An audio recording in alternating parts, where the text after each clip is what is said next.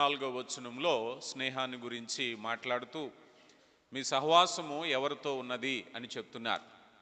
ముఖ్యంగా యవన బిడ్డల కొరకు కొన్ని మాటలు ఈ ప్రాంతం నుంచి నేను చెప్పాలని ఆశపడుతూ ఉన్నాను. ఈ విషయాన్ని చెప్తే బైబిల్ గ్రంథంలో ఒక ఆయన ఉన్నాడు. ఆయన లోక స్నేహంతో ఏం సంపాదించుకున్నాడో, ఏం కోల్పోయాడో, ఎలాంటి ఆధిక్యతను కోల్పోయాడనే విషయాన్ని గురించి మీ ముందు ఉంచాలని ఆశపడుతున్నాను. మనం ఒకసారి ఆదికాండము 19వ అధ్యాయంలోనికి మనం వచ్చినట్లయితే, ఆదికాండము 19వ అధ్యాయంలో ఒక వ్యక్తి మనకు కనిపిస్తారు. ఇక్కడ లోత్ అనే వ్యక్తి మనకు కనిపిస్తారు. లోత్ అనే వ్యక్తి సాధారణంగా మనందరికీ తెలుసు, అతను అబ్రహాముతో ఉండేవాడు. అబ్రహాముకు సమీప బంధువు, సోదరుని కుమారుడు. అయిన తర్వాత తన ఇంటి దగ్గర నుంచి వచ్చాడు. చాలా దూరం ప్రయాణం చేశాక వారు విస్తారమైన సంపాదన కలిగి వారి పశువుల కాపర్లకు వీరి పశువుల కాపర్లకు వైరం వచ్చి అబ్రహాము గారు అంటారయ్యా, మన ఇద్దరం ఒకే చోట ఉండడం కుదరదు. విస్తారమైన ఆస్తి కలిగి ఉన్నాం, విస్తారమైన పశు సంపద ఉంది. మీ పశువుల కాపర్లకి మా పశువుల కాపర్లకి రోజుకు తగు వస్తుంది కనుక మనిద్దరం విడివిడిగా ఉందామన్నప్పుడు అబ్రహాము గారు మొదట అవకాశం లోతుకి ఇచ్చారు. లోతు, నీ ముందున్న విశాల ప్రాంతంలో నువ్వు ఎటు వెళ్తావో వెళ్ళు. నువ్వు కుడికి వెళితే నేను ఎడమకు వెళ్తాను, నువ్వు ఎడమకు వెళితే నేను కుడికి వెళ్తాను అని చెప్పినప్పుడు లోతు కనులెత్తి చూసి యోర్దాను ప్రాంతాన్ని, సొదొమ గొమొర్రా పట్టణాన్ని, అది చక్కని తోట వలె ఉన్న ప్రాంతాన్ని ఎంచుకున్నాడు. ఎంపికలో ఇప్పుడు సహవాస ఎంపికలో మీరు తీసుకునేటువంటి నిర్ణయాలు, దాని పర్యవసానాలు. గలతీ పత్రికలో ఒక మాట ఉంటుంది, మనుషుడు ఏది విత్తితే అదే కోస్తాడు. ఈరోజు యవన బిడ్డలారా, మీ ఎంపికలు, చదువులో మీ ఎంపిక, ఉద్యోగాల్లో మీ ఎంపిక, వివాహాల్లో మీ ఎంపిక, ఏ ఎంపిక అయినా సరే జాగ్రత్తగా గనక మీరు ఎంపిక చేయకపోతే తర్వాత దాని పర్యవసానం మీరే అనుభవించాలి. మనం ఏది విత్తుతామో అదే కోస్తాం. మనం ఏదైతే నిర్ణయాన్ని తీసుకుంటామో ఆ ఫలితం మనమే అనుభవించాలి. దాని ఫలితార్థం, కాన్సిక్వెన్సెస్ అనేటువంటివి ఖచ్చితంగా ఉంటాయి. దేనిని ఆధారంగా మీరు చూసుకున్నారని ఆలోచన చేస్తే బైబిల్ గ్రంథంలో మనం చూసినప్పుడు లోతు సొదొమ గొమొర్రా పట్టణాలని పచ్చగా ఉన్నాయి. ఆ రోజుల్లో ఆర్థిక వ్యవస్థ అంతా నీటి చుట్టూనే ఉండేది కదా. ఈ రోజుల్లో రకరకాలు ఉన్నాయి, కానీ పూర్వం ఆర్థిక వ్యవస్థ అంటే నీరు, తాగునీరు, మంచినీరు ఎక్కడుందో అక్కడే ఉండేది. మంచినీరు ఉన్న చోటే ప్రజలు బ్రతికేవారు, మంచినీళ్ళు ఉన్న చోటే వ్యవసాయం ఉండేది. అదే ముఖ్య ఆధారం. ఆ పచ్చని స్థితి ఎక్కడుంటే అదే సమృద్ధి గల ప్రాంతం. ఈరోజు మనం చూస్తాం గూగుల్లోనూ ఇంకొక చోట ఏ దేశాలు ఎంత డెవలప్ అయ్యాయని, పెద్ద పెద్ద కట్టడాలు, ఎత్తైన గోపురాలు, టవర్సు, అభివృద్ధి చెందినటువంటి డెవలప్డ్ టెక్నాలజీ కంట్రీస్ని గురించి మనం చూస్తాం. కానీ ఆ రోజుల్లో డెవలప్మెంట్ అంటే పచ్చదనం, డెవలప్మెంట్ అంటే తాగునీరు ఉన్న ప్రదేశమే. అలాంటి ప్రదేశం, మరి విశేషంగా అవన్నీ కూడా ఎడారి ప్రాంతాల్లో ఉండే దేశాల మధ్య ప్రత్యేక ప్రాంతాలుగా వీరు ఎన్నుకున్నారు. ఎన్నుకున్న తర్వాత దాని పర్యవసానంగా ముగింపులోకి వస్తే లోతు ఎంపిక తనకేం మిగిల్చిపెట్టిందయ్యా అంటే తన సంపదను కోల్పోయాడు, తన కుటుంబాన్ని కోల్పోయాడు, దేవుని అనుగ్రహాన్ని కోల్పోయాడు. లోతు ఎంపిక తనకేం మిగిల్చిందయ్యా అంటే విషాదమే మిగిల్చింది. తన ఎంపికలో తప్పులేదు కదా, తన అభివృద్ధి చెందిన దేశాన్ని, సంపద ఉన్నది, ఏ కొదవ లేని ప్రాంతాన్నే ఎన్నుకున్నాడు కదా అంటే నువ్వెన్ని ఎన్నుకున్నా దేవుని అనుగ్రహం లేకపోతే విచారంతోనే జీవితం ముగుస్తుంది. ఈ ప్రాంతంలో మనం చూసినట్లయితే వాస్తవానికి ఈ ఎంపికలో చేసుకున్నటువంటి పరిస్థితుల్లో 3 అంశాలు చెప్తాను. ముఖ్యంగా చిన్నపిల్లలు, యవన బిడ్డలు జాగ్రత్తగా వినాలి. లోతు జీవితంలో అంశంలో 3 విషయాలు చెప్తాను. అదేమిటయ్యా అంటే, మొట్టమొదటిగా మీరు ఎంచుకున్న స్నేహితుల్లాగే మీరు కూడా అవుతారు. మీరు ఎంచుకున్న స్నేహితుల్లాగే మీరు కూడా తయారవుతారు. మీరు ఎంచుకున్న స్నేహితుల్లాగే మీరు కూడా ఉండటం జరుగుతుంది. ఇప్పుడు లోతు ఒక ప్రాంతాన్ని చూజ్ చేసుకున్నాడు. వాస్తవానికి భౌతికంగా చాలా అభివృద్ధి పొందిన ప్రాంతం, వ్యవసాయం ఉంది, అభివృద్ధి ఉంది. కానీ సొదొమ గొమొర్రా పట్టణం భయంకరమైన పాపమున్న ప్రాంతం. తన ఎంపిక ఎవరయ్యా అంటే, లోకరీతిగా డబ్బున్న దేశాన్ని ఎందుకుని ఉండొచ్చు, కానీ ఆత్మీయ అర్థంతో చూస్తే దేవుడు లేని ప్రాంతం, దేవుడు లేని దేశం. ఆ ప్రాంతానికి వెళితే కావలసినన్ని సూపర్ మార్కెట్లు ఉన్నాయి, కావలసినంత అభివృద్ధి ఉంది, కావలసినన్ని హోటల్స్ ఉన్నాయి, కావలసినన్ని ఎంటర్టైన్మెంట్ ఉంది, కావలసిన వినోదం ఉంది, కావలసినన్ని జాబ్స్ ఉన్నాయి. కానీ అక్కడ దేవుని ఆరాధించే ప్రదేశం కాదది. దేవుని ఆరాధించేటటువంటి పరిశుద్ధుల సహవాసము లేని ప్రాంతాన్ని ఎంచుకున్నాడు. ఇప్పుడు తన ఎంపిక భౌతికంగా అభివృద్ధి చెందిన దేశం.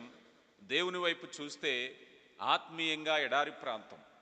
చాలా జీవితాలు ఇక్కడ మనం చూస్తే ఆత్మీయంగా ధనం ఉండొచ్చు, డబ్బు ఉండొచ్చు, మర్యాద ఉండొచ్చు. కానీ ఈరోజు లోకం ఎలా ఉందయ్యా అంటే ఆత్మీయ కరువుతో ఉంది. కరువు అంటే మనందరికీ తెలుసు, ఆహారం లేని స్థితి, మరొకటి లేని స్థితి, ప్రజలు ఇబ్బంది పడే స్థితి. కొన్ని చోట్ల నీటి కరువు ఉంది, కొన్ని చోట్ల ఎలక్ట్రిసిటీ కరువు ఉంది, కొన్ని చోట్ల రోడ్లు కరువు ఉంది. ఇలాంటి పరిస్థితులు వింటాం. కానీ మనం బాగా గుర్తుపెట్టుకోవాల్సింది ఏమిటంటే ఆత్మీయ కరువు. నువ్వు వెళ్ళే దేశము, నువ్వు వెళ్ళే ప్రాంతము, నువ్వు వివాహం చేసుకునే వ్యక్తులు, నువ్వు సహవాసం చేసే వ్యక్తులు దేవుని అనుగ్రహము భయము కలిగిన వ్యక్తులుగా ఉన్నారా లేదా అని ఒకసారి గమనించేయాలి కదా. ఈరోజు వివాహ విషయాల్లో చాలామంది పెద్దవాళ్ళు కూడా వివాహం చేసుకునే వ్యక్తి ఎంత డబ్బు ఉందని ఆలోచన చేస్తున్నారు, కానీ ఎంత ఆత్మీయమైన స్థితిలో ఉన్నారు. ఆత్మీయ కరువు ఉంటే జరిగే నష్టం ఏంటి ఇప్పుడు మనం చూడబోతున్నాం. మొదటి అంశము, నువ్వు ఎవరినైతే స్నేహం చేయాలనుకుంటావో వారిలాగే నువ్వు కూడా తయారవుతావు. ఈ సొదొమ పట్టణాన్ని అతను ఎంచుకున్నప్పుడు తనకు ఒక ఎజెండా ఉంది. దేవుని బిడ్డలుగా మనకు ఒక ముఖ్యమైన ఎజెండా ఉండాలి. ఏమిటి చెప్పండి? ముఖ్యమైనది దేవుని వాక్యం చెప్తుంది, మొదట నీ దేవుని యొక్క నీతిని, రాజ్యాన్ని మనం వెతకాలి. ఫస్ట్ ప్రయారిటీ, మన ప్రాధాన్యత దేవుడు. మన జీవితాల్లో దేవునికి ప్రాధాన్యత ఇవ్వాలా, తర్వాత ఏ విషయమైనా. లోతు లోపభూయిష్టమైన ఆలోచన. లోతు ఆలోచన అంతా కూడా తన కనులెత్తి చూసినప్పుడు దేవుని చిత్తం గమనించలేదు, దేవుని సన్నిధిని చూడలేదు. తను ఏం చూశాడయ్యా అంటే డెవలప్మెంట్ని చూశాడు కదా, ఉన్నతమైన స్థితి. ఈరోజు చాలామంది యవన బిడ్డలు మంచి మంచి కంపెనీల్లో ఉద్యోగాలను చూస్తున్నారు. కొన్నిసార్లు భ్రష్టత్వానికి లోనైపోతున్నారు, పాపంలో పడిపోతున్నారు, అప్పులు పాలైపోతున్నారు. గొప్ప ఉద్యోగాలే, మంచి ప్యాకేజీలే, కానీ దేవుని సహవాసానికి దూరమైన తర్వాత జీవితము అస్తవ్యస్తమైన జీవితాలు మనం చూస్తున్నాం. జాగ్రత్త, నీ నిర్ణయాలలో దేవుని చిత్తాన్ని మర్చిపోవద్దు. దేవుని చిత్తాన్ని విడిచి ఇక్కడ ఈయన ఏం చేశాడయ్యా అన్నట్లయితే స్వార్థపూరితమైన అజెండాతో ముందుకు వెళ్తున్నాడు. దేవుడు ఉన్నాడా లేదా, ఆత్మీయత ఉందా లేదో చూడట్లేదు. ఈరోజు కూడా మనం చూస్తూ ఉంటాం, చాలా ప్రదేశాల్లో, చాలా ఉన్నతమైన దేశాలుగా పిలువబడే చోట, డెవలప్మెంట్ ఉండే చోట హింస, భయంకరమైన హింస, భయంకరమైన వినోదము, భయంకరమైన శరీర కార్యాలు, భయంకరమైన జోదము, భయంకరమైన పాపము కదా. నాకు తెలుసు కొన్ని నెలల క్రితం అనుకుంటా, ఎవరో ఒక అమెరికా దేశంలో ఒక తెలుగు ఆయనే తన నైబర్స్ చిన్నపిల్లని హత్య చేసి చంపేశాడు డబ్బుల కోసం. ఎందుకయ్యా అని ఆరాధిస్తే అతను గ్యాంబ్లింగ్లో మునిగిపోయాడు, ఆన్లైన్ గేమ్స్లో మునిగిపోయాడు. మంచి ఉద్యోగమే, కానీ భయంకరమైన పరిస్థితి, పాప భీతి లేని పరిస్థితుల్లో నువ్వు పెరుగుతున్నట్లయితే నీ ఎంత సంపాద వచ్చినా నీకు నిలబడదు. అందుకని అన్నిటికంటే ముఖ్యంగా దేవుని సన్నిధి కోరుకున్న ప్రాంతాలను చూడాలి. ఈయన ఉద్దేశంలో ఏం చేశాడయ్యా అన్నట్లయితే, ఇదిగో మొదటగా దుష్టత్వాన్ని అంగీకరించడానికి ఇష్టపడ్డాడు. అయ్యా లోతు, నువ్వు వెళ్తున్నావు కదా, నువ్వు వెళ్ళేటువంటి సొదొమ గొమొర్రా పట్టణము ఎలాంటి భయంకరమైన పాపంలో ఉందా నీకు తెలుసా? నువ్వు గమనించకుండా ఉన్నావా? ఒక ప్రాంతానికి వెళ్ళేటప్పుడు ప్రాంత పరిస్థితుల గురించి నువ్వు ఆలోచన చేస్తున్నావా? స్నేహం గురించి వెళ్ళేటప్పుడు నువ్వు ఆలోచన చేస్తున్నావా? నువ్వు ఎవరి దగ్గరికి వెళుతున్నావో నువ్వు కూడా అలాగే తయారవుతావు. అయితే లోతు పాపం చేశాడని ఎక్కడ చెప్పబడలేదు, కానీ లోతు గురించి తర్వాత ఎక్కడో మనం చూస్తాం, ఆ విషయం చెప్తాను. అయితే ఇక్కడ మనం చూస్తే లోతు తన యొక్క మోరల్ వాల్యూస్, నైతిక విలువల్లో రాజీ పడిపోయాడు. ఎందుకంటే ఒక మంచి దేశము, సంతోషంగా ఉండాలి, హ్యాపీగా ఉండాలి, అన్నీ సమృద్ధిగా ఉన్నాయి.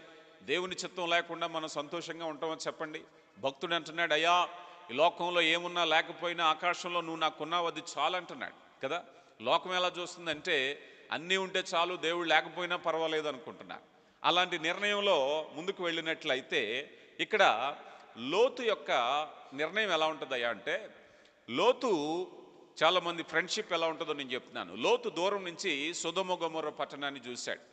అక్కడి నుంచి సొదొమ గొమొర్రా పట్టణాన్ని సమీపంగా గుడారము వేసుకునేను అని ఉంటుంది. ఇంకా ఆయన లోనికి వెళ్ళలేదు. బహుశా దూరంగా ఏమో ఇక్కడ మనుషులు ఎలాగున్నారో అని గుడారం వేసుకున్నాడు. మాట మాట కలిసింది, అయ్యో మేము రాకపోకలు జరుగుతున్నాయి, అయ్యో నువ్వు బయట ఎందుకున్నావు, రా మాతో కలిసి ఊళ్ళోనే ఉండొచ్చు, ఇక మాలో ఒకడు అనుకున్నారు. ఈ ఊరు బయట వేసుకున్న గుడారం తీసి ఊళ్ళో వేసుకున్నాడు. తర్వాత మనం చూస్తే 19వ అధ్యాయము 1వ వచనములో మనం చూసినప్పుడు ఆయన ఏం చేస్తున్నాడంటే గవిని యొద్ద కూర్చుండేను అన్నారు. గవిని యొద్ద కూర్చోవటం అంటే మామూలు సాధారణ విషయం కాదు. బైబిల్ పండితుల ప్రకారము ఆ రోజుల్లో తను ఎక్కడున్నాడంటే ఒక రాజకీయ పదవిలో ఉండుండొచ్చు. గవిని యొద్ద కూర్చోవటం అంటే ఒక సామాన్యుడిగా వెళ్ళాడు. వెళ్ళిన తర్వాత తన నివాసాన్ని ఊరు వెలుపట వేసుకున్నాడు. తర్వాత కొంతకాలానికి ఊళ్ళో వేసుకున్నాడు. సాధారణంగా ఇక్కడ ఒక అద్భుతమైన విషయం నాకు ఇప్పటికీ కూడా అంతు చిక్కని విషయం ఏమిటయ్యా అంటే, తన నిర్ణయాల్లో ఇక్కడి నుంచి వెళ్ళిన తర్వాత తను ఊళ్ళోకి వెళ్ళాడు, రాజకీయ అధికారం పొందుకున్నాడు. తర్వాత తమ పిల్లలకు వివాహ సంబంధాలు చూశాడు. అంటే బహుశా వారు మాటలు విన్నారు, మనమందరం ఒకటే అనుకున్నారు, మనది ఇదే ఊరు అనుకున్నారు, మనం ఇక్కడే శాశ్వతంగా ఉండాలి, ఇక్కడే అన్నీ బాగుండాయి, భార్య కూడా ఏకీభవిస్తుంది, పిల్లలకు పెళ్ళిళ్ళు ఇక్కడే చేద్దాం. పిల్లలకు పెళ్ళిళ్ళు అనే మాట వస్తే వారు శాశ్వతమైన సెటప్ అక్కడే వేసుకున్నారు, ఇక శాశ్వతంగా ఉండాలని. కానీ ఇక్కడ అందుచిక్కిన ప్రశ్న ఏమిటంటే, అసలు లోతు తన ఊరి నుంచి ఎందుకు వచ్చాడు? ఇదే ప్రశ్న. ఈ పాఠంలో చాలాసార్లు ముందుకు వెళ్ళిపోతాం, కానీ ఇక్కడ ఆగి అసలు లోతు సొదొమ ప్రాంతానికి రావటానికి గల కారణం ఏమిటి? లోతు అబ్రహాముతో పశువుల కాపర్లకి గొడవ వచ్చింది. అంతకుముందు ఎక్కడున్నారు? ఎక్కడి నుంచి బయలుదేరారు? ఊరనే ప్రాంతం నుంచి బయలుదేరారు. ఎవరు పిలిచారు? దేవుడు పిలిచారు. అబ్రహామును పిలిచి, అబ్రహామా, ఇదిగో నేను నీకు చూపించే దేశానికి వెళ్ళు, అదేంటో నీకు తెలియదు గనక నువ్వు వెళ్ళు అన్నాడు. అదేంటో తెలియకుండా అబ్రహాము బయలుదేరారు. ఇప్పుడు అబ్రహాము జీవితంలో శాశ్వతంగా ఒక చోట ఉండాలని అనుకుంటాడా, అనుకోడా? చెప్పండి, చెప్పాలి. అబ్రహాం ఎక్కడైనా మంచి పిల్లర్లు వేసి స్లాబ్ వేసి ఇల్లు కట్టుకుంటాడా లేదా? చెప్పండి. కట్టుకోడు. ఎందుకంటే దేవుడు చూపిస్తానన్నాడు. ఎందుకని అబ్రహాముని ఎందుకు పిలిచాడు? నిన్ను ఒక దేశానికి నడిపిస్తాను. అదేంటో ఆయనకి తెలియదు. ఒక దేశం అన్నాడు అంతే. అదే దేశమో తెలీదు. అక్కడికి ప్రయాణమై వెళ్తున్నాడు. ఈ ప్రయాణంలో మధ్యలో ఆగిపోవడం న్యాయమా అన్యాయమా? చెప్పండి. కరెక్టా కాదా? ఆగాల వద్దా? ఆగకూడదు. ఎందుకని? ఇంకా దేవుడు చూపించినటువంటి ప్రాంతం రాలేదు కనుక అప్పటి వరకు వాళ్ళు ఎదురు చూడాలి. కానీ లోతు ఏం చేస్తున్నాడు? ఇప్పుడు లోతు పర్మనెంట్ సెటప్లోకి వెళ్ళిపోయాడు. లోతులో మరొక అద్భుతమైన విషయం నాకు గుర్తొచ్చేది ఏంటంటే, లోతు వాస్తవానికి దేవుడు లోతుని పిలవలేదు. లోతు వాస్తవానికి ఎవరయ్యా అంటే అబ్రహాము సోదరుడు కొడుకు. అంటే ఇప్పుడు లోతు అబ్రహాము గారికి చిన్నానో పెద్దనానో అవుతాడు, చిన్నాను అనుకుంటా. అయితే ఇప్పుడు వీళ్ళిద్దరి మధ్య ఇంట్లో ఉన్నప్పుడు చాలా ఇంటిమేట్గా ఉండేవారు. చూడండి, కుటుంబాల్లో కూడా కొన్ని రిలేషన్స్ బాగా క్లోజ్గా ఉంటారు. కొంతమందితో ఒకే కుటుంబంలో ఉంటారు, కానీ అన్నదమ్ములో, అక్కచెల్లెళ్ళో, బాబాయో, మామయ్యో ఎవరితో ఒకరితో బాగా క్లోజ్గా ఉంటారు. లోతు చిన్నవాడు అబ్రహాము గారితో చాలా క్లోజ్గా ఉండేవాడు. ఎంత క్లోజ్గా ఉన్నాడంటే, అబ్రహాము గారు దేవుని పిలుపుని అందుకుని ఈ ఊరు వదిలి, బంధువులందరినీ వదిలి నేను వెళ్ళిపోతున్నానంటే, మీరందరూ నాకు వద్దు, నాకు మా బాబాయే కావాలని లోతుతో అబ్రహాము గారితో బయలుదేరాడు. అంటే అబ్రహాము గారిని ప్రేమించిన మనస్సు, అబ్రహాము గారి నిర్ణయాన్ని గౌరవించిన మనస్సు, అబ్రహాము గారితో ప్రయాణం చేయాలన్న ఆలోచన, పిలుపు అబ్రహాము గారిది కానీ లోతుది కాదు. అయినప్పటికీ లోతు అబ్రహాము గారితో ప్రయాణమయ్యాడు. గొప్ప విశ్వాసం.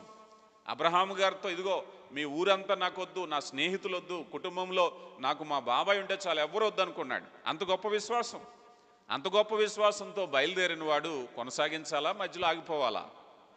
కొనసాగించాలి. ఎందుకంటే దేవుని పిలుపుని అందుకుని వచ్చాడు, కొనసాగించాలి. కానీ ఎక్కడ ఆగిపోయాడు? సొదొమ గొమొర్రాలో ఆగిపోయాడు. ఇదే పెద్ద తప్పు. ప్రియులారా, గమనించండి. ఎందుకు ఇలా జరిగింది అని ఆలోచన చేసినప్పుడు, మొదటి ప్రాధాన్యతలో నువ్వు ఎవరినైతే ఎంచుకుంటావో వారిలాగే మారిపోతావు. ఆ రోజుల్లోనే భయంకరమైన వ్యభిచార పట్టణము సొదొమ గొమొర్రా పట్టణం, భయంకరమైన పాప పట్టణము సొదొమ గొమొర్రా పట్టణం. ఆ సొదొమ గొమొర్రా పట్టణంలో అలాంటి ఎంపికలోకి వెళ్ళాడు. ఇక్కడ రెండు ఉన్నాయి. అక్కడ పాపం ఉంది, ధనం ఉంది. ఇతను ధనాన్ని చూశాడు. బహుశా అనుకుందాం, నాలో నీతి ఉందని నేను అనుకున్నాడు, నేను పడిపోను అనుకున్నాడు, నేను పాపం చేయను అనుకున్నాడు. కానీ తన ఎంపిక ఏం చేసిందయ్యా అంటే, రాను రాను ఒకవేళ విడిపోయిన తర్వాత లోతు ఏమనుకోవాలి, ఇంకా దేవుడు ఆ స్థిరమైన పట్టణాన్ని చూపించలేదు గనక నేను ఇంకా ప్రయాణం చేయాలి గనక తాత్కాలికంగా ఇక్కడ ఉండాలి అనుకున్నాడు. తాత్కాలికంగా అనే మాట ఎక్కడి దాకా వచ్చిందయ్యా అంటే, అతడు స్థిర నివాసం ఏర్పాటు చేసుకున్నాడు, ఆ రాజ్యంలో రాజ్యాధికారాన్ని పొందుకున్నాడు, ఆ రాజ్యంలో తన బిడ్డలకు కూడా వివాహం చేయటానికి ఇష్టపడుతున్నాడు. ఇక్కడ మరొక విషయాన్ని చూద్దాం, చూడండి ఒకసారి మనం 19వ అధ్యాయము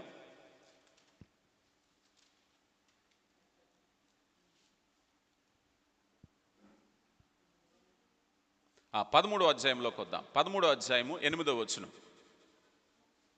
13వ అధ్యాయం 8వ వచనం. కాబట్టి అబ్రాహాము మనకు బంధువులం కనుక నాకును నీ పశువుల కాపరులకు కలహం ఉండకూడదు, ఈ దేశము నీ ఎదుటనున్నది కదా, దయచేసి నన్ను విడిచి నేరుగా వెళ్ళుము అన్నాడు. ఇక్కడ అన్న తర్వాత ఇక్కడ ఏం జరిగిందయ్యా అన్నట్లయితే, ఇక్కడ వివాహ వ్యవస్థలోకి వచ్చాక వివాహం చేసుకునే ప్రయత్నానికి వచ్చారు. చూడండి 12వ వచనం. అబ్రాము కానాను విడిచిన లోతు ఆ మైదానం పట్టణంలో ప్రదేశంలో కాపురముండి సొదోము దగ్గర తన గుడారము వేసుకునేను. చూడండి, సొదోము దగ్గరలో గుడారం వేసుకున్నాడు తను. 13వ వచనం. సొదోము మనుషులు దుష్టులు, యెహోవా దృష్టికి బహుపాపులై ఉన్నారు. అలాంటి చోట అబ్రహాము తన పిల్లలను వివాహం ఇవ్వటానికి సిద్ధపడ్డాడు. ఇక్కడే చూడండి, అబ్రహాము గారితో పోలుస్తాను. లోతు తన కుమార్తెలిద్దరిని సొదోము ప్రాంతంలో ఉన్న వారికి వివాహం చేస్తే, అబ్రహాము తన కుమారుడైన ఇస్సాకుకు వివాహం చేయాలనుకున్నప్పుడు మనం ప్రతి వివాహంలో గుర్తు చేసుకుంటాం, అవునా కాదా? ప్రతి ప్రదానం చేసేటప్పుడు గుర్తు చేసుకుంటాం. ఇస్సాకుకు భార్యను తీసుకురావటానికి తన సేవకుడైన ఎలియాజర్ను ఎక్కడ పంపించాడు? తన స్వదేశంలో పంపించాడు, కుటుంబీకుల యొద్దకు పంపించాడు. అయ్యా, ఎక్కడ పడితే అక్కడ చేయటానికి వీల్లేదు, నా స్వజానాంగం నుంచి నా కుమారుడికి ఒక భార్యను తీసుకురా, ఇస్సాకుకు భార్యను తీసుకురావటానికి స్వజనాంగం దగ్గరికి పంపించాడు అబ్రహాము. లోతు ఏం చేస్తున్నాడు? అక్కడ ఉన్న వారితో సంతృప్తి పడుతున్నాడు. నీ ఎంపిక ఎలా ఉంటుందనేది ఇక్కడ అర్థమవుతుంది. అంటే ఇప్పుడు రాను రాను స్నేహంలో ఏమయ్యాడయ్యా అంటే, లోతు ఎలా నిర్ణయించుకున్నాడయ్యా అంటే, వాళ్ళ మైండ్ సెట్ వచ్చేసింది. దుష్ట సహవాసము మంచి నడవడిని ఏం చేస్తుందట? పాడు చేస్తుందట.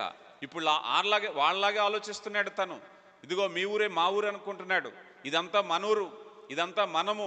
ఒక నిర్ణయానికి వచ్చేసాడు. దేవుని వాక్యం చెప్తుంది, అయ్యా మీరు లోకంలో ప్రత్యేకింపబడిన వారు, రాజులైన యాజక సమూహము. మీరు ఎక్కడికో ఉద్యోగానికో చదువుకో ఎక్కడికో వెళ్ళినప్పుడు ఎంతమందితో కలిసినా నీ గురించి నువ్వు తెలుసుకోవాల్సింది ఏమిటంటే, యు ఆర్ అన్ ఈనుక్, ప్రత్యేకమైన వ్యక్తి, యూనిక్ అనమాట. నువ్వు వాళ్ళ కలవడానికి వీల్లేదు. అంటే కలవకూడదా, మాట్లాడకూడదా, భోజనం చేయకూడదా అంటే కాదు, కానీ నువ్వు కలిసినా భోజనం చేసినా సహవాసం కలిగి ఉన్నా నీ ఐడెంటిటీ ప్రత్యేకమైంది. నువ్వు ఒక ప్రత్యేకమైన వ్యక్తివి. నువ్వు వారిలో కలిసిపోయి మనం అందరూ ఒకటే అనడానికి వీల్లేదు. లోతు ఆ నిర్ణయానికి వచ్చేసాడు. లోతు ఏమంటున్నాడంటే, బంధుత్వాన్ని కలిపేసుకుంటున్నాడు. లోతు చక్కని నివాసం ఏర్పరచుకున్నాడు, గమ్యాన్ని మర్చిపోయాడు. ఎందుకు? ఇందాక అనుకున్నాం, నువ్వెవరితో స్నేహం చేస్తావో వారి వలే ఉంటావు. లోతు గుణం అబ్రహాముతో స్నేహం చేసినప్పుడు ఎలా ఉందో చెప్పండి. అబ్రహాముతో స్నేహం చేసినప్పుడు లోతు తన తండ్రి ఇంటిని విడిచి రావడానికి ఇష్టపడ్డాడు, అబ్రహాముతో నడిచాడు, అబ్రహాము గమ్యంతో తను కూడా ప్రయాణం చేశాడు. ఎందుకంటే అప్పుడు ఎవరు స్నేహంలో ఉన్నాడు? లోతు అబ్రహాం స్నేహంలో ఉన్నాడు. ఇప్పుడు ఎవరు స్నేహంలో ఉన్నాడు? ఇప్పుడు సొదొమ గొమొర్రా పట్టణ ప్రజలతో స్నేహంలో ఉన్నాడు. ఈ సొదొమ గొమొర్రా పట్టణ స్నేహితుల్లో ఉన్న తర్వాత ఇప్పుడు ఏమైపోయాడంటే, అబ్రహాం ఎటు ప్రయాణం చేస్తున్నాడో, అబ్రహాం ఎక్కడికి వెళుతున్నాడో, అబ్రహాముకు దేవుడిస్తానన్న దేశం ఇచ్చాడా లేదా, ఇవేమీ లేదు. ఇదిగో సొదొమ పట్టణంలో ఉన్నాడు, సొదొమ ప్రజలతో ఆలోచన చేస్తున్నాడు, తన బిడ్డలకు వివాహాల గురించి ఆలోచన చేస్తున్నాడు, స్థిర నివాసం ఏర్పాటు చేసుకున్నాడు. అసలు విషయాన్ని మర్చిపోయాడు. ప్రియులారా గమనించండి, కొరింథీయులకు రాయబడిన మొదటి పత్రిక 15వ అధ్యాయం 33లో అంటున్నారు కదా, దుష్ట సాంగత్యము మంచి నడవడిను చెరుపును. అంటే స్నేహాలు మీ గమ్యాలను మార్చేస్తాయి. మీరందరూ మంచి గమ్యాలు కలిగిన వారే, మంచి గోల్స్ కలిగిన వారే. చిన్నప్పుడు ప్రారంభంలోనో ఒక మంచి గోల్ సెట్టింగ్స్ మీకు ఉంటాయి, కానీ ఆ గోల్స్ మీ స్నేహాల వల్ల ప్రభావానికి లోనైపోతాయి. మీ నిర్ణయాలు మారిపోతాయి.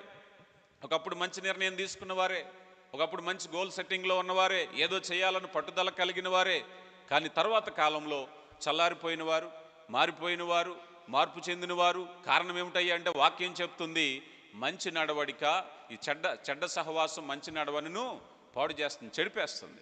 అలా చెరిపేయడాన్ని బట్టి ఈయనేమయ్యాడయ్యా అన్నట్లయితే, ఇదిగో ఆయన చేస్తూ ఉన్నాడు కదా, ఇదిగో నా ఆలోచన మారిపోయింది, నా పరిస్థితి మారిపోయింది.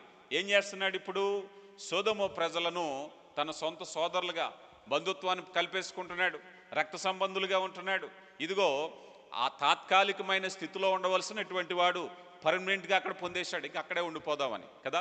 చాలాసార్లు గల్ఫ్ దేశాలకు వెళ్ళినటువంటి బిడ్డలకి నేను ఇదే చెప్తా ఉంటాను. ఏదైనా దేశం వెళ్ళినప్పుడు పని నిమిత్తం దుబాయో ఏదైనా దేశం వెళితే ఆ దేశము చాలా సుందరంగా ఉంటుంది, అవునా కాదా? చక్కని కట్టడాలు, చక్కని ఆహారము, చక్కని వసతులు, చక్కని వాహనాలు. ఎంతున్నా మనకేమవుతుందండి? అది టెంపరీ, పర్మనెంట్ కాదు. అది ఎప్పుడు అలా ఊహించుకోకూడదు. బ్రతుదేరు కొరకు వెళ్ళాం కనుక అది టెంపరీయే. మళ్ళీ మన దేశం మందే, మన కుటుంబం మందే, మన గమ్యం మందే, మన లక్ష్యం మందే. కొంతమంది మర్చిపోతూ ఉంటారు. ఎప్పుడు నువ్వు ఏ దేశంలో ఉన్నా, ఎక్కడున్నా నీ గమ్యాన్ని మర్చిపోవద్దు, నీ లక్ష్యాన్ని మర్చిపోవద్దు, నీ కుటుంబాన్ని మర్చిపోవద్దు, నీ బిడ్డలు మర్చిపోవద్దు, నీ దేశాన్ని మర్చిపోవద్దు. లోతు మర్చిపోతున్నాడు. ఎందుకో తెలుసా? చెడ్డ సహవాసము. చెడ్డ సహవాసాన్ని బట్టి గమ్యాలు మర్చిపోతే లోతు పరిస్థితి ఎలాగైందో చూస్తున్నాం. అయితే లోతు జీవితంలో ఇక్కడ ఒక విషయం గమనించాలి మనం. లోతు ఈ 13వ అధ్యాయం నుంచి 19వ అధ్యాయం వరకు మనం చదువుకుంటూ వస్తే చాలామందికి చాలా రకాలైనటువంటి అనుమానాలు. ఎక్కడ కూడా లోతు నీతిమంతుడని కనిపించదు. ఎక్కడ కనిపిస్తుంది మనకి? ఎక్కడో క్రొత్త నిబంధనలో పరిశుద్ధాత్మ దేవుడు పేతురు గారితో రాయించారు. పేతురు గారు చెప్పే వరకు ఆ విషయం మనకు తెలీదు. ఎందుకనంటే ఒక బెస్ట్ క్వాలిటీ కనిపించదు. ఎందుకని? తన ఆత్మీయత కోసం పోరాడినట్టు కనిపించదు, తన బిడ్డలను రక్షించుకున్నట్టు కనిపించదు, తన కుటుంబాన్ని రక్షించుకున్నట్టు కనిపించదు, తన భార్యను రక్షించుకున్నట్టు కనిపించదు. తన నీతి క్రియలు తన హృదయంలో ఉన్నాయి కానీ బయటికి కనిపించినట్టుగా అక్కడ మనకు కనిపించదు. చూడండి, పేతురు గారు రాసినటువంటి రెండవ పత్రిక, పేతురు గారు రాసినటువంటి రెండవ పత్రిక 2వ అధ్యాయము 7వ వచనం నుంచి మనం చూస్తే, 2వ అధ్యాయము 7వ వచనం నుంచి మనం చూస్తే, దుర్మార్గుల కామ వికారయుక్తమైన నడవడి చేత బహుపాదపడిన నీతిమంతుడైన లోతును తప్పించెను. ఈ మాట జాగ్రత్తగా చూస్తే ఇక్కడ వరకు మనకు కనిపించదు.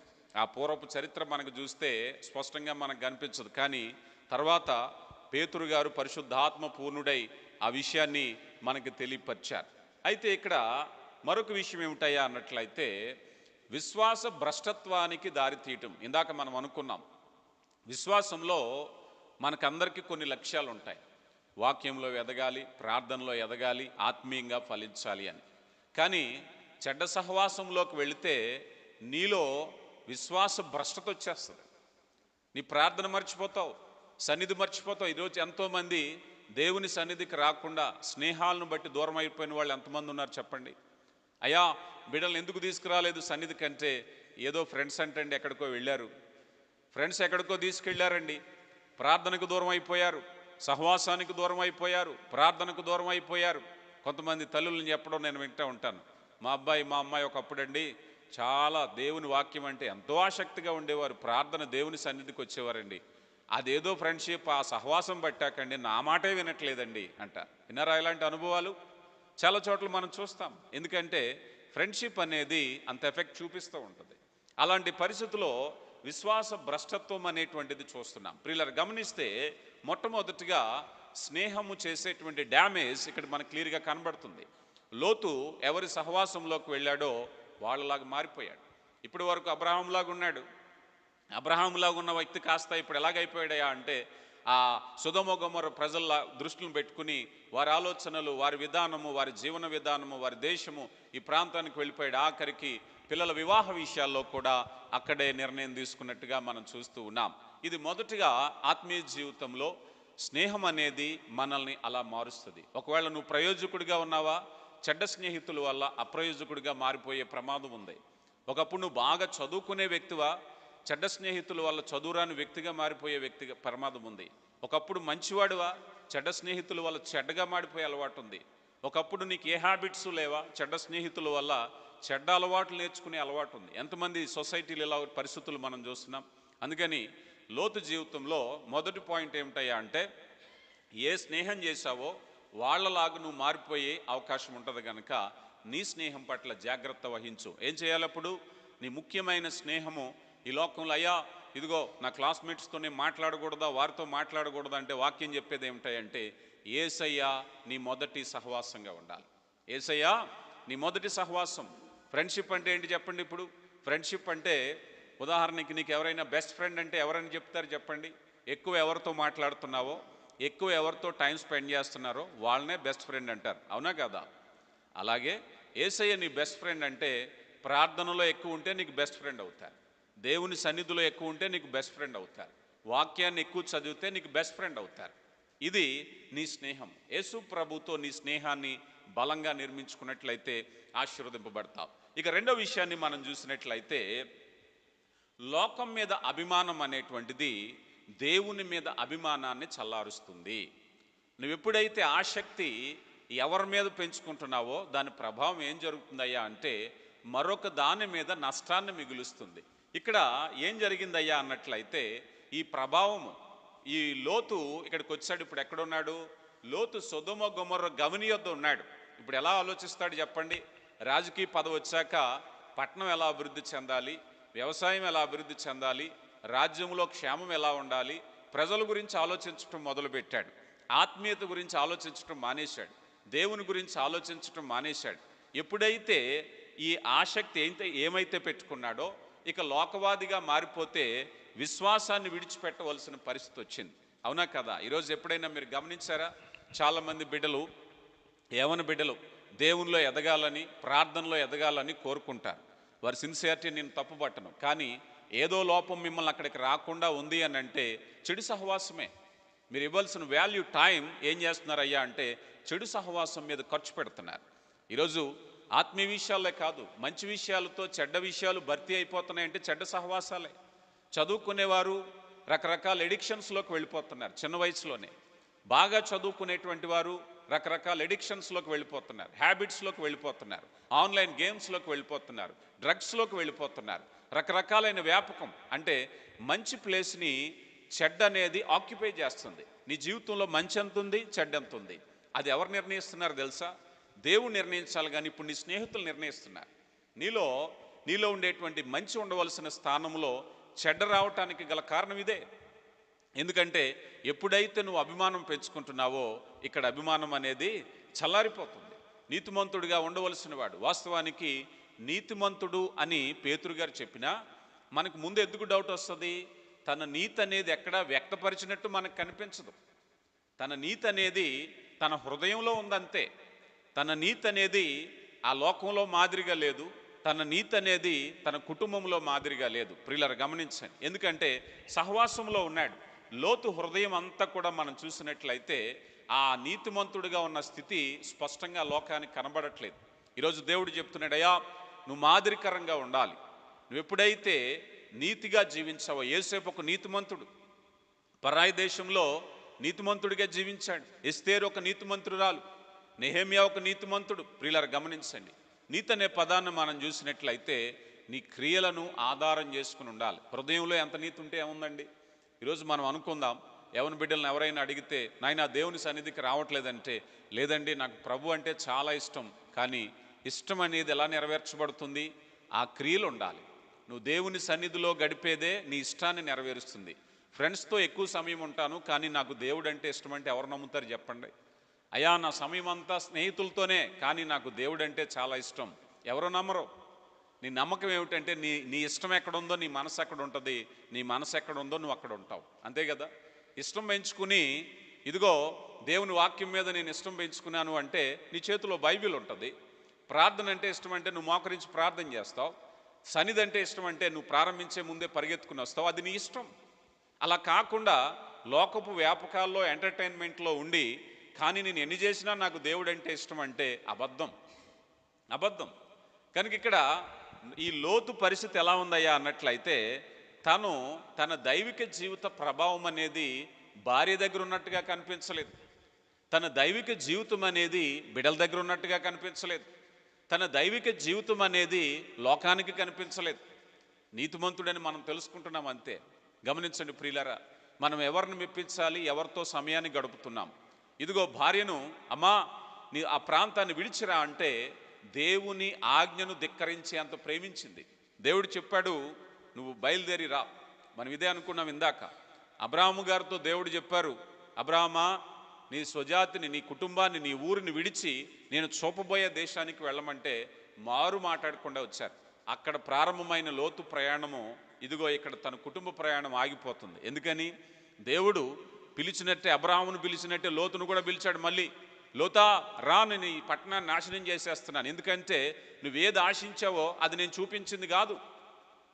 అబ్రహామును పిలిచినప్పుడు, చిన్నవాడిగా ఉన్నప్పుడు నీ నమ్మకంతో అబ్రహాంతో వచ్చావు కదా, ఎందుకు వచ్చావు? నువ్వు ఏ దేశం చూడడానికి వచ్చావు? ఇదా నేను చూపిస్తానన్నది. పాపంతో నిండిన ప్రాంతమా? కాదు కదా, అది ఇంకా నెరవేరలేదు కదా, నువ్వు ఇక్కడే ఎందుకు ఆగిపోతున్నావు? ఏది నీకు అవరోధంగా ఉందో అది కాల్చేస్తానిక, నువ్వు బయటికి రా. అయితే నీలో, నీ హృదయంలో ఉన్న యథార్థతను బట్టి నిన్ను నాశనం చేయను, నీకు అవకాశం ఇస్తున్నాను, రా, నీ భార్యను తెచ్చుకో, నీ పిల్లల్ని తెచ్చుకో. ఇదే మాట దేవుడు నోవాహుకు కూడా చెప్పారు. అవునా కదా? నోవాహుకు చెప్పారు. నోవాహు తన 100 ఏళ్ల సువార్త ప్రయాణంలో ఎంతమందిని కాపాడుకున్నాడు చెప్పండి? తన భార్యని, కుమారుల్ని, కోడల్ని, అంతే. 80 రక్షణ పొందారు. అలాగే దేవుడు ఈ లోతుకు కూడా అవకాశం ఇచ్చారు, కానీ భార్యను కాపాడుకోలేకపోయాడు. అల్లుళ్ళని పిలువబడ్డవారు ఉన్నారు. వాళ్ళు ఏం చేస్తున్నారట? ఈ మాటలు, ఈ సంగతులు విన్నప్పుడు వారు ఎగతాళి చేయువారాయను. ఆత్మీయత లేదు, మాదిరి లేదు, లోతు మాటకు గౌరవం లేదు, లోతు మాటను గౌరవించడం లేదు, ఎగతాళి చేసే అల్లుళ్ళు వచ్చారు ఇప్పుడు. అంటే లోతు జీవితం వారి ముందు ఎలా ఉందంటారు? ఇప్పుడు లోతు జీవితం ఎలా ఉందో ఒకసారి మనం ఆలోచన చేస్తే, అల్లుళ్ళు ఎగతాళి చేస్తున్నారు, ఆ ఎగతాళిలో, ఆ మంటలోనే వాళ్ళు కాలిపోయారు. మాట వినలేదు, అంగీకరించలేదు. లోతు మాటకి గౌరవం లేని స్థితి. అంటే లోతా, నువ్వే స్థితిలోకి వెళ్ళావు, నువ్వెవరిని మెప్పించావు, ఎవరికి దూరం అయిపోయావు? దేవుని యొక్క విశ్వాస భ్రష్టుడిగా అయిపోయినట్టుగా మనకు కనిపిస్తుంది. అలా చూసినప్పుడు ఇదిగో దేవుని యొక్క ఆజ్ఞను తన భార్య ఎంతగా ధిక్కరించిందంటే, లోకాన్ని ప్రేమించింది. భార్యకి ఇచ్చారమ్మా, నువ్వు వెనక్కి తిరక్కు, నీ బుద్ధి నాకు తెలుసు. ఎందుకంటే ఇదిగో ఆ లోకం అనేటువంటి ఆ ప్రేమను మీరు అత్తుకునే ఇక్కడికి వచ్చారు. దేవుని కంటే దీన్ని ఎక్కువ ప్రేమించారు. ఇదిగో నగా నట్ర సంపాదించుకున్నారు, పట్టు వస్త్రాలు సంపాదించుకున్నారు, ఇల్లు సంపాదించుకున్నారు, ఇంకేవో నచ్చినవన్నీ, లోకంలో ఏ సంతోషాలు ఉన్నాయో అన్నీ నిండిపోయి నీ ఇల్లంతా. కానీ ఆ ఇంట్లో ఏం లేదు? దేవుడు లేడు. ఆ ఇంట్లో ప్రార్థన లేదు, ఆ ఇంట్లో దేవుని వాక్యం లేదు. కనుక దేవుని కోపం వచ్చింది, ఇలాంటి స్థితి వద్దు, అది తగలబడిపోతుంది, మీరు బయటికి రండి అని. కానీ మనసు అంతా అక్కడే ఉంది. అయ్యయ్యో, ఎన్నో కలలు కన్నాము, అయ్యో నా భర్తకు పదవి ఇచ్చారు, నా అల్లుళ్ళు ఇక్కడే ఉన్నారు, ఇదే స్థిర నివాసం అనుకున్నాం, ఇదే మా జీవితం అనుకున్నాం, ఇంతకు మించి లేదనుకున్నాం. కానీ దేవుడు చెప్తున్నాడు, నేను అబ్రాహాముకు చెప్పిన మాట ఇది కాదు. మీరు ఇక్కడికి వచ్చి ఆగిపోయారు కానీ, ఈ పాపం లాగిపోయారు కానీ, ఇప్పుడు పరిస్థితి ఎలా ఉందయ్యా అన్నట్లయితే, మీరు ఏదైతే లోకం మీద అభిమానాన్ని పెంచుకున్నారో నాకు దూరం అయిపోయారు. ఎప్పుడైనా సరే ఎవరిని బిడ్డలారా, మీరు చెడు స్నేహాలకు దగ్గర అయితే చదువుకునే సమయం తక్కువైపోద్ది. ఎంతసేపు నీ సమయాన్ని కేటాయిస్తున్నావు? మంచికి దూరం అయిపోయి చెడ్డకు దగ్గర అయిపోతారు. చెడ్డ సహవాసం చేసే పని అదే. ఈరోజు నీ లక్ష్యానికి దూరం అయిపోతావు. యవన బిడ్డలకు ఎన్నో లక్ష్యాలు ఉంటాయి, కష్టపడవలసిన సమయం. అందుకే జీవితంలో 2 పాయింట్లు ఉంటాయి: లెర్నింగ్, ఎర్నింగ్. నేను ఎప్పుడు ఇదే చెప్తాను, ఏముంటాయి? Learning, earning. ఇవి 2 చేసే సమయంలోనే చేయాలి. లెర్నింగ్ అంటే నేర్చుకోవడం. నీ నేర్చుకునే వయసులోనే నువ్వు నేర్చుకోవాలి, సంపాదించే వయసులో సంపాదించాలంటే.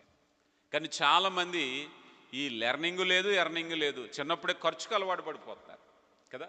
చిన్నప్పుడే ఖర్చుకు అలవాటు పడుతున్నారు. ఈ రెండింటిని ముందు గుర్తుపెట్టుకోవాలి. నీ జీవితంలో తర్వాత నువ్వు నిర్వర్తించటానికి కొన్ని తలంతులు ఉండాలి నీ దగ్గర, కొన్ని అస్త్రాలు ఉండాలి నీ దగ్గర. నీ యవన ప్రాయంలో నువ్వు నేర్చుకున్నవి రాబోయే కాలంలో నీకు బలమైనటువంటి ఆసరా అవుతాయి. నువ్వు నేర్చుకునే విద్య, నువ్వు నేర్చుకునే టాలెంట్, నువ్వు నేర్చుకునే డిసిప్లిన్, నువ్వు నేర్చుకునే పొదుపు, నువ్వు నేర్చుకునే మాట తీరు, నువ్వు నేర్చుకునే లాంగ్వేజ్, నువ్వేది నేర్చుకుంటున్నావో నేర్చుకునే టైంలో నేర్చుకో. అది జీవితంలో నీతో తోడుగా ఉంటుంది. తల్లిదండ్రుల ఆస్తి కంటే నువ్వు విలువైనటువంటి టాలెంట్ డెవలప్ చేసుకో. అలా ఎప్పుడైతే చేసుకున్నావో అభివృద్ధి చెందుతావు. కానీ ఒక చెడ్డ స్నేహం నీ జీవితంలోకి వచ్చాక నీ టాలెంట్ డెవలప్మెంట్ ఉండదు. నీ సమయం, ఏదైనా టాలెంట్ డెవలప్ అవ్వాలి అని అంటే హార్డ్ వర్క్ చేయాలి, సమయాన్ని కేటాయించాలి. ఈ సమయాన్ని ఇంత కేటాయిస్తేనే విద్య వస్తుంది. ఏ విద్య వస్తుంది సమయాన్ని కేటాయించకుండా? చెప్పండి. ఏ సబ్జెక్ట్ అయినా వస్తుందా? ఏదైనా ప్రాక్టీస్ లేకుండా? మీరు ఎప్పుడైనా స్పోర్ట్స్ చూసారా? క్రికెట్ కానీ ఏ స్పోర్ట్ అయితే చూడండి, మనకి మహా అయితే క్రికెట్ చూడండి, మనకి 2020 మ్యాచ్ కానీ, వన్డే మ్యాచ్ కానీ, టెస్ట్ మ్యాచ్ కానీ, మేబీ కొన్ని గంటలు, ఒక రోజు మనకు కనిపిస్తుంది. కానీ ఆ సదరు ఆటగాళ్ళు ఎన్నో సంవత్సరాలు నిద్రాహారాలు మాని ఆ బ్యాట్ పట్టుకుని ఆడతానే ఉంటారు. కానీ మనకి ఆ కాసేపే కనబడుతుంది. దాని వెనకాల సంవత్సరాల తరబడి ప్రయాస ఉంటుంది. ఆ ప్రయాస అంతా విడిచి లోకరీతైనటువంటి ఎంటర్టైన్మెంట్లో ఉన్నారనుకోండి, వాళ్ళు మనకు కనిపించరు. వాళ్ళలో ప్రతిభ రాదు, వాళ్ళు టాలెంటెడ్గా ఉండరు. ఒక టాలెంట్ నీలో రావాలి అంటే నువ్వు కష్టపడి పని చేయాలి, ప్రయాసపడాలి, ప్రాక్టీస్ చేయాలి, సమయం కేటాయించాలి. ఆ సమయం కేటాయించేటప్పుడు స్నేహాలకు దూరంగా ఉండాలి. లోకంలో తాత్కాలిక ఎంటర్టైన్మెంట్లు ఉంటాయి, అప్పటికప్పుడు సంతోషంగా ఉంటాయి. ఏదైనా మొబైల్ గేమ్ ఆడితే ఏదో సమ్ రిలాక్స్, కానీ ఎంత సమయాన్ని నువ్వు ఖర్చు పెట్టేస్తున్నావు, ఎంత విలువైన సమయాన్ని నువ్వు పాడు చేసుకుంటున్నావు. సమయం తిరిగి రాదు. అందుకే సమయము ప్రపంచంలోనే దేవుడిచ్చిన అన్ని వాల్యూస్ కంటే గొప్పది. డబ్బు పోతే డబ్బు వస్తుంది మరి, కానీ టైం రాదు. అందుకని నేర్చుకునే సమయంలో నేర్చుకోవాలి. సరే, ఏదేమైనా ఇక్కడ చెడు స్నేహం అనేది వస్తే మంచికి దూరం అయిపోతాం, ఆత్మీయతకు దూరం అయిపోతాం, క్రమశిక్షణకు దూరం అయిపోతాం, కుటుంబ వాల్యూస్కు దూరం అయిపోతాం. మానవ పతనం ఇక్కడే జరుగుతుంది. అవునంటారా కాదా చెప్పండి. ఒక మనిషి ఒక ఎడిక్షన్కి దగ్గర అయిపోతే, ఒక జూదానికి దగ్గర అయిపోతే ఎంత నష్టపడుతున్నారు? ఒక వ్యక్తి వల్ల కుటుంబాలు నష్టపోతున్నాయి. ఇలాగా ఎప్పుడైతే ఈ లోతు దేవునికి దూరమై ఆ సొదొమొకు దగ్గరయ్యాడో విశ్వాసానికి దూరం అయిపోయాడు. ఈ మాదిరిలో మనం చూస్తే ఇదిగో తన కుటుంబాన్ని కాపాడుకోలేని పరిస్థితుల్లోకి వచ్చాడు. ప్రియులారా, దేవుని యొక్క వాక్యము చాలా స్పష్టమైన ఇన్స్ట్రక్షన్స్ ఇస్తుంది. చూడండి, ద్వితీయోపదేశకాండంలోకి వస్తే, ద్వితీయోపదేశకాండం 7వ అధ్యాయము మొదటి నుంచి చదువుతున్నాను, దయచేసి నాతో చూడండి. ద్వితీయోపదేశకాండము 7వ అధ్యాయము. నీవు స్వాధీనపరచుకొనబోవు దేశములోనికి నీ దేవుడైన యెహోవా నిన్ను చేర్చి, బహుజలములకు అనగా సంఖ్యకు బలమునకు నిన్ను మించిన హిత్తీలు, గిర్గాషీలు, అమోరీలు, కానానీలు, పెరిజ్జీలు, హివ్వీలు, ఏబీసీలు 7 జనములను నీ ఎదుటి నుంచి వెళ్ళగొట్టిన తర్వాత నీ దేవుడైన యెహోవా వారిని నీకు అప్పగించినప్పుడు నీ వారిని హతము చేయవలను, వారి నిర్మూలన చేయవలను. వారితో నీవు నిబంధన చేసుకోకూడదు, వారిని కరుణించకూడదు, నువ్వు వారితో వియ్యమందకూడదు, వారి కుమారుని నీ కుమార్తెలకు ఇవ్వకూడదు, నీ కుమారుని వారి కుమార్తె పుచ్చుకొనకూడదు. నన్ను అనుసరింపకుండా ఇతర దేవతలు పూజించినట్లు నీ కుమారుని వారు మళ్లించెదరు. అందును బట్టి యెహోవా కోపాగ్ని నీ మీద రగులుకుని అది నిన్ను త్వరగా నశింపచేయును. అయ్యా, భ్రష్టత్వంలోకి వెళ్ళిపోతారు కనుక ఆత్మీయ విలువలు కాపాడుకోవాలి. దేవుడు చాలా స్పష్టంగా చెప్పినప్పటికీ కూడా ఇదిగో తన యొక్క భ్రష్టత్వాన్ని బట్టి, తన నిర్ణయాన్ని బట్టి తప్పు నిర్ణయంలోకి వెళ్ళారు. ఇందాక మనం చదువుకున్నాం కదా, రోమిలకు రాయబడిన కొరింథీయులకు రాయబడిన 2వ పత్రిక 6వ అధ్యాయం 14వ వచనంలో చెప్తున్నారు, విశ్వాసికి అవిశ్వాసితో విజ్జోడేమిటి కదా. ఇలా చెప్పినప్పుడు ఈ లోతు గారికి ఆ సొదొమ గొమొర్రాతో పని ఏమిటి? ఏం జరిగిందయ్యా అంటే విశ్వాసము చల్లారిపోయిన స్థితిలోకి వచ్చాడు. ఇక మూడవదిగా మనం చూసినట్లయితే ఇది చాలా ముఖ్యమైన పాయింట్. ఇదేమిటయ్యా అంటే, పాపము ఎప్పుడైతే నీ జీవితంలోకి వచ్చిందో నీలో ఉన్న విలువైన సంపదను దోచుకుంటుంది. పాపాన్ని గురించి, వ్యసనాన్ని గురించి ఎందుకు భయపడాలి అనంటే, ఇదేం చేస్తుందయ్యా పాపం అంటే, నువ్వు అనుకుంటున్నావు ఆనందమని, నువ్వు అనుకుంటున్నావు ఎంటర్టైన్మెంట్ అని, నువ్వు అనుకుంటున్నావు సంతోషమని, కానీ అది మిగిల్చే డ్యామేజ్ ఏం జరుగుతుందంటే, ఇందాక మనం అనుకున్నాం, ఈ లోతు ఆ ప్రాంతానికి వెళ్ళినప్పుడు మొదటిగా కోల్పోయింది ఏమిటయ్యా అంటే, తన ఆస్తిని ఎంత సంపాదించుకున్నాడో అంత ఆస్తి కోల్పోయాడు. తగలబడిపోయిందా లేదా చెప్పండి. ఎంత సంపాదించుకున్నాడో అంతా కూడా కళ్ళ ముందు కాలిపోయింది.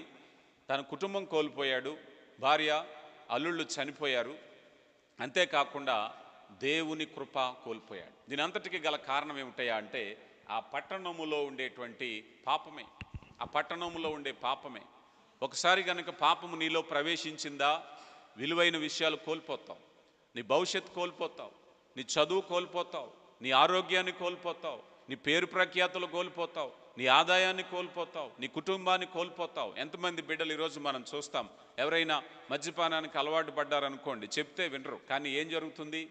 ఆదాయం కోల్పోతారు, సొసైటీలో వాల్యూ. చాలామంది నేను కౌన్సిలింగ్ ఇచ్చినప్పుడు మద్యపానం గురించి వాళ్ళు చెప్పే మాట ఏమిటంటే, నేనేమైనా దొంగతనం చేస్తున్నానా, నేను మోసం చేస్తున్నానా, నా కష్టార్జితమే కదా నేను తాగుతున్నాను అంటాడు. కానీ దానివల్ల జరిగే నష్టం ఏంటో నీకు తెలుసా? సమాజము నిన్ను తాగుబోతూ అంటది, నీ బిడ్డలు, నీ కుటుంబాన్ని ఇదిగో తాగుబోతువాడు బిడ్డలు అంటారు. వాళ్ళు చెయ్యని నేరానికి వాళ్ళు పేరు ఆ మాట అనుభవించాలి. సొసైటీలో ఏదైనా మంచి కార్యక్రమాలు పిలవటానికి నిన్నెవరో ఇష్టపడరు. ఎందుకంటే ఇతను తాగుబోతని ముద్ర వేశాక నువ్వెంత తెలివైన వాడివైనా నీకు వాల్యూ ఉండదు. నీ కష్టార్జితం నీ బిడ్డలకు ఖర్చు పెట్టవలసింది నీ విందులు వినోదాలకు ఖర్చు పెడతావు. చివరిగా క్రమంగా నీ ఆరోగ్యాన్ని పోగొట్టుకుంటావు. ఎన్ని నష్టాలు ఉన్నాయి చెప్పండి దీనివల్ల.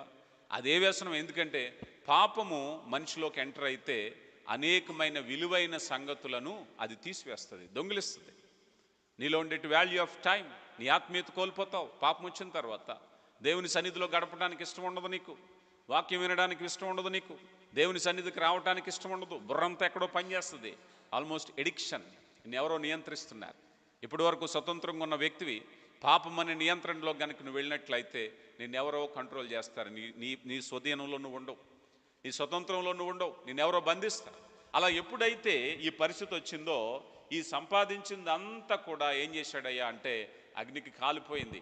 ఆ రోజు మనం చూసాం 13వ అధ్యాయంలో అబ్రహాము గారు చూసి కనులెత్తి చూసినప్పుడు లోతు ఆ పచ్చని ప్రాంతం అంతా కూడా ఎంతో సుందరంగా ఉంది, సంపద ఉంది, ఆహారం ఉంది, వ్యవసాయం ఉంది, పశు సంపద ఉంది అనుకుని వెళ్ళాడు. కానీ ఈరోజు అది అగ్నికి ఆహుతి అయిపోతుంది, కాలి మంటలైపోతున్నాయి. నువ్వేది ఆశించావో అది లేకుండా పోయింది. ఎందుకంటే అక్కడ పాపం ఉంది. దేవుని చిత్తం ఉంటే అద్భుతమైన విషయం ఏమిటంటే ఈ అబ్రహాము గారు ఎడారిలోనే తిరుగుతున్నాడు. అబ్రహాము గారు ఎడారిలోనే తిరుగుతున్నాడు, అయినా సమృద్ధి ఉంది, ఏ కొరత లేదు. దేవుడు నిన్ను ఎక్కడ పోషిస్తాడంటే కాకులతో పోషించగలిగిన వాడాయన, ఎడారిలో పోషించగలిగిన వాడాయన. సమృద్ధి అయిన దేశం. మనం ఆ నయోమి ఉదాంతం అదే చూస్తాం. నయోమి ఏం చేసింది? నయోమి ఆ దేశంలో బెత్లెహేములో కరువు వచ్చి ఆ మోయాబు ప్రాంతానికి వెళ్ళిపోయింది. కానీ వాక్యం చెప్తుంది బెత్లెహేములో కరువు వచ్చింది, కానీ నీ ఇంట్లో కరువు వచ్చిందో లేదో గమనించావా లేదా? దేవుడు అనుకుంటే సారెపాతు విధవరాలు తన యొక్క రాజ్యమంతా కూడా భయంకరమైన కరువులో ఉన్నప్పుడు 3.5 సంవత్సరాలు దేవుడు పోషించాడు. కరువులో పోషించగలిగిన దేవుడు, ఎడారిలో పోషించగలిగిన దేవుడు, నిరుద్యోగంలో పోషించగలిగిన దేవుడు, కష్టంలో పోషించగలిగిన దేవుడు, లోకమంతా ఎలాగున్నా నిన్ను క్షేమంగా నడిపించగలిగిన వాడు. అదే గమనించాలి. అబ్రహాము గారు ఎడారి ప్రాంతానికి వెళ్ళిన అబ్రహాము గారిని దేవుడేమీ విడిచిపెట్టలేదు. అబ్రహాము గారు ఇంత 300 పై చిలుకు ఇంటి దగ్గర అలవర్చబడినటువంటి సైనికులు ఉన్నారట. ఎంతమంది పరివారమో చూడండి. ఈ రోజుల్లో సెక్యూరిటీ గార్డ్ ఒక 4గురిని పెట్టుకున్నారనుకోండి గేటు దగ్గర, అమ్మో అనుకుంటున్నాం. ఈ మధ్య చాలామంది దైవజనులు ఫ్యాషన్ పెరిగిపోయింది, బౌన్సర్లు పెట్టుకుంటున్నారు చుట్టూని, కోట్లు వేసుకుని చుట్టూ ఎంతమంది ఒక 4-6 ఉంటున్నారు. అదేదో గొప్ప పిచ్చ కదా. ఆ 4-5 ఉంటే ఆ రోజుల్లో ఆయనకి ఎంతమంది ఉన్నారటండి? అబ్రహాము గారికి 1000 సంవత్సరాలకు పూర్వం 300 మంది చిల్లర ఉన్నారట. ఆ 300 మంది పురుషులంటే మళ్ళీ వాళ్ళకి భార్యలు, వాళ్ళకి పిల్లలు, ఎన్ని కుటుంబాలు ఉంటాయి? అబ్రహాం గారు అలాగా ఆ ఎడారిలో నుంచుంటే అది ఒక ఊరే, అలా నుంచుంటే ఒక ఊరే. అంత గొప్ప సంపన్నుడు, దేవుడే విడిచిపెట్టలేదు. అంత గొప్ప ఆస్తినిచ్చాడు, అంత గొప్ప ఖ్యాతినిచ్చాడు. ఎక్కడికో పచ్చదనం దగ్గరికి పరిగెట్టలేదు. అబ్రహాము గారు దేవునితో పరిగెట్టాడు కనుక దేవుడు ఆశీర్వదిస్తున్నాడు. ప్రియులారా గమనించండి, ఒకవేళ దేవుని సహాయం లేకుండా నువ్వేదైనా ప్రయత్నం చేస్తే ఆ ప్రయత్నం ఫలించదు. ఎప్పుడైతే ఆ వాల్యూస్ కొరకు పరిగెట్టాడో, అందుకే మనం గమనించాలి, నీకు ఆశీర్వాదమా, ఆశీర్వాదం ఇచ్చే దేవుడు కావాలా? మనం చాలా వరకు ఆశీర్వాదాలతోనే చూస్తాం. మనం ఈరోజు చాలామంది అక్కడే ఆగిపోతున్నారు ఆశీర్వాదాలతో. ఆశీర్వాదాలు ఇచ్చే దేవుడు నీతో ఉంటే అబ్రహాము గారి జీవితం, ఆశీర్వాదాల వెంట పరిగెడితే లోతు గారి జీవితం. లోతు ఆ పచ్చదనం ఆశీర్వాదాల వెంట పరిగెట్టాడు, కానీ మిగలేదు. ఏమైంది? ఆనందం కోసం వెళ్ళాడు, కానీ తర్వాత తన బ్రతుకులో అంతా కూడా దుఃఖమే మిగిలింది. విచారంతో వచ్చాడు, సంపాదించుకుందంతా పోయింది, భార్య చనిపోయింది, ఆ బిడ్డల యొక్క అల్లుళ్ళు చనిపోయారు, దుఃఖమే. ఆ తాత్కాలికమైన ఆనందంతో చూస్తే, కానీ దేవునిలో ఆనందాన్ని గనక చూడకపోయినట్లయితే, దేవుని దయను గనక కోరుకోకపోయినట్లయితే జరిగే నష్టం ఇదే. ఈ క్రమంలో ఎప్పుడైతే ఈ అబ్రహాము గారి యొక్క సహవాసం నుంచి బయటకు వచ్చారో, ఈ అక్కడికి వెళ్ళిన తర్వాత ఆయన ఆనందంగా ఉన్నాడా అని అంటే, పేతురు గారు రాసిన పత్రికలో ఇందాక మనం చదివిన మాటను పూర్తిగా చదివితే అక్కడ ఎలా బ్రతికాడో చూద్దాం రండి. పేతురు గారు రాసినటువంటి 2వ పత్రిక 2వ అధ్యాయము 7 నుంచి మనం చదివితే, దుర్మార్గుల కామ వికారయుక్తమైన నడవడి చేత బహుబాధపడిన నీతిమంతుడైన లోతును తప్పించెను. ఆ నీతిమంతుడు వారి మధ్య కాపురముండి తాను చూచిన వాటిని బట్టి, వినిన వాటిని బట్టి, అక్రమమైన క్రియలను బట్టి దినదినము నీతిగల తన మనసు నొప్పించుకుంటూ వచ్చాడు. ఏం జరిగిందంటండి? అన్నీ ఉన్నాయి, అన్నీ ఉన్నాయి. కానీ ఆ వీధిలోకి వస్తున్నాడు.